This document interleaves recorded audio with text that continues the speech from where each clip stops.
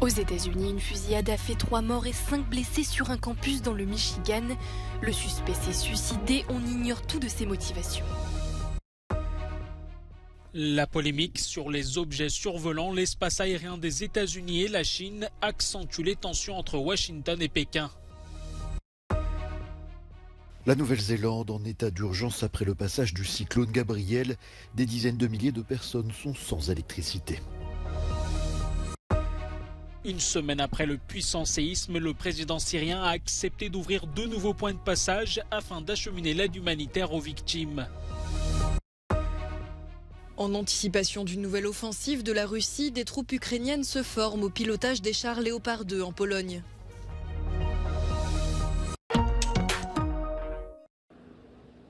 Nouvelle fusillade mortelle aux États-Unis. Peu après 20h ce lundi, un tireur a ouvert le feu sur un campus près de la ville de Détroit dans le Michigan, faisant au moins 3 morts et 5 blessés, dont plusieurs très gravement. Le suspect, un homme noir portant une veste en jean, des chaussures rouges et une casquette, a pris la fuite après le drame et s'est donné la mort, a annoncé la police. I can confirm that there were at least 5 victims. All 5 victims were transported to the hospital. Some of those victims do have life-threatening injuries. L'auteur des tirs n'aurait aucun lien avec l'université et l'on ignore toujours ses motivations. Toutes les activités du campus ont été suspendues pour une durée de 48 heures. La polémique sur les objets survolant l'espace aérien nord-américain continue d'accentuer les tensions entre Washington et Pékin. Les États-Unis affirment officiellement que le premier des 4 objets qui ont été abattus ces derniers jours était un ballon espion provenant de l'armée chinoise. Mais Washington a reconnu lundi n'avoir toujours pas identifié les 3 autres objets volants, ce qui entretient le mystère. I know there have been questions and concerns about this, but there is no indication of aliens or extraterrestrial activity. Lors d'une conférence de presse, le porte-parole du Conseil national de sécurité n'a livré que peu de détails sur l'origine des objets non identifiés ou sur la possibilité qu'ils aient été dotés de capacités de collecte d'informations. Even though we had no indications that any of these 3 objects were surveilling, we couldn't rule that out. And so there, you want to err on the side of safety here in terms of protecting our national security. De son côté, Pékin rejette les accusations américaines et accuse à son tour les États-Unis d'avoir espionné la Chine. 美方气球非法进入别国领空，也司空见惯。仅去年以来，美方高空气球未经中国相关部门批准，10余次非法飞越中国领空。美方首先要做的，应当是反躬自省，改弦更张。 而不是污蔑抹黑、煽动对抗。 Après ce dernier épisode, les États-Unis ont annulé la visite à Pékin du chef de la diplomatie américaine.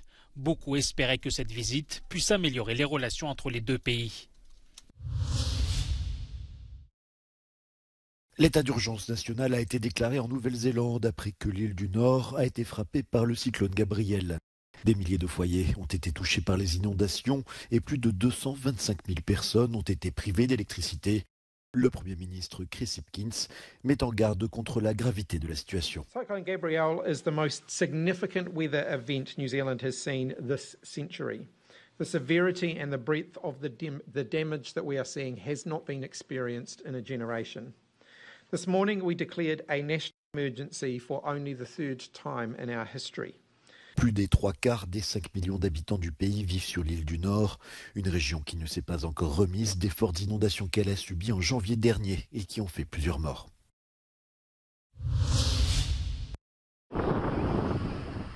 La Syrie peut-elle enfin recevoir l'aide dont elle a besoin? Une semaine après le puissant séisme, le président syrien a accepté d'ouvrir 2 nouveaux points de passage transfrontaliers entre la Turquie et la Syrie pour 3 mois. L'objectif est d'acheminer de l'aide humanitaire dans le nord-ouest du pays, une zone contrôlée par les rebelles. Le patron de l'ONU et Washington ont salué cette annonce et espèrent qu'elle sera suivie des faits. Pendant ce temps, le bilan du violent séisme qui a frappé la Turquie et la Syrie ne cesse de s'alourdir. Il est monté à plus de 35 000 morts ce lundi et pourrait doubler selon des responsables des Nations Unies. Une semaine après la tragédie, des survivants continuent de sortir des décombres, comme ici à Antakya où le Turc Hüseyin Berber a été secouru après avoir survécu 183 heures. Mais les chances de retrouver des survivants deviennent quasiment nulles. La priorité est désormais l'aide aux centaines de milliers de personnes dont les logements ont été détruits par le tremblement de terre. En Turquie, plus d'1 million de personnes ont été logées dans des résidences pour étudiants et plus de 200 000 tentes ont été dressées. En Syrie, plus de 5 millions de personnes vivent sous des tentes alors que les températures sont négatives la nuit.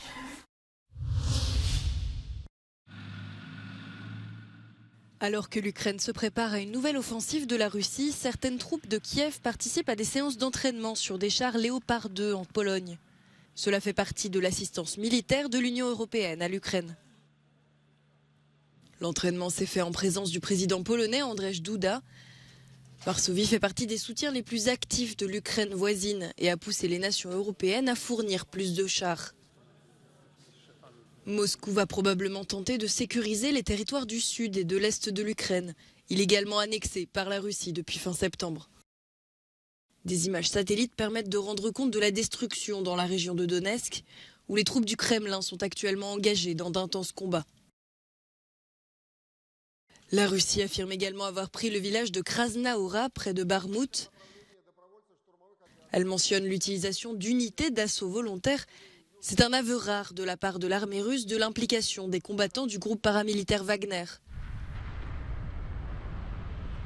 Dans la ville de Kherson, autrefois sous contrôle russe, des médecins bénévoles apportent une aide précieuse. Alors que les bombardements se poursuivent, les habitants se risquent à sortir des abris pour se faire soigner de maladies chroniques négligées sous l'occupation.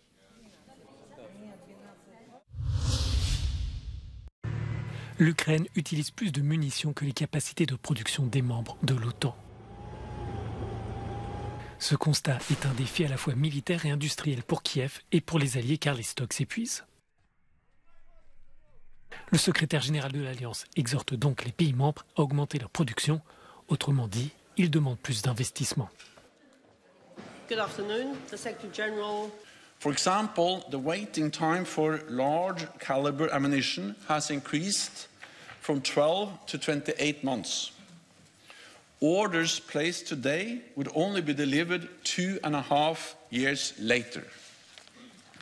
So we need to ramp up production and invest in our production capacity. La question est à l'ordre du jour de la réunion mardi et mercredi à Bruxelles des ministres de la Défense de l'OTAN. Or, le temps presse. Selon le secrétaire général de l'Alliance, l'offensive russe attendue pour le printemps a déjà commencé. I think the reality is that we have seen the start already. Because we've seen what Russia does now, President Putin do now, is to send in thousands of more troops, accepting a very high rate of casualty, taking big losses, but putting pressure on the Ukrainians. And what Russia lacks in quality, they try to compensate in quantity, meaning that the leadership, the logistics, the equipment, the training don't have the same level as the Ukrainian forces, but they have more forces. Lors de la rencontre, les ministres analyseront également la nécessité de fournir davantage d'armes à l'Ukraine. Les alliés essaieront de s'entendre sur la délicate question de l'envoi d'avions de chasse, comme le réclame Kiev.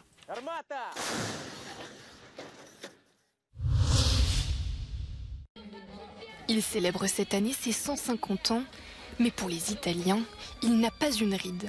Le carnaval de Viareggio en Toscane et son défilé de chars allégoriques attirent des milliers de curieux.